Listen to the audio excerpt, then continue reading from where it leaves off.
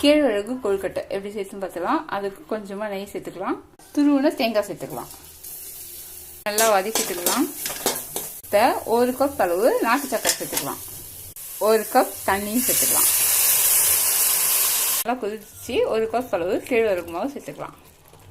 நல்லா கலந்து விட்டுடலாம். இப்போ இது மாதிரி பிசைஞ்சு வச்ச மாவை புடி கொழுக்கட்டையா செஞ்சுக்கலாம்.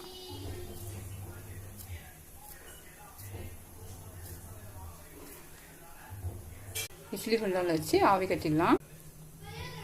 பிடிச்சி வச்சாச்சு. இப்போ ஒரு 10லேருந்து 20 நிமிஷம் வரைக்கும் லோ ஃப்ளேமில் வேக வச்சு எடுத்துடலாம்.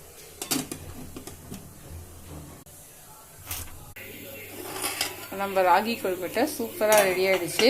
ராகி கொழுக்கட்டை ரொம்ப ஹெல்த்தி. நீங்கள் ஈவினிங்கில் குழந்தைங்களுக்கு ஸ்நாக்ஸாக செஞ்சு கொடுக்கலாம். ரொம்ப டேஸ்ட்டாக இருக்கும். நம்ம இதில் வந்து ஒயிட் சுகரும் சேர்க்கல. ஸோ நீங்களும் ட்ரை பண்ணி பாருங்கள். பிடிச்சிருந்தா உங்கள் ஃப்ரெண்ட்ஸ் சர்க்கிளுக்கு ஷேர் பண்ணுங்கள்.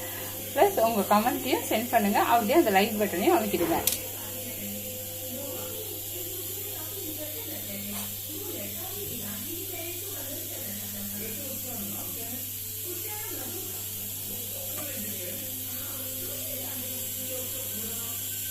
பாருங்க ரொம்ப சாஃப்டா இருக்கும்.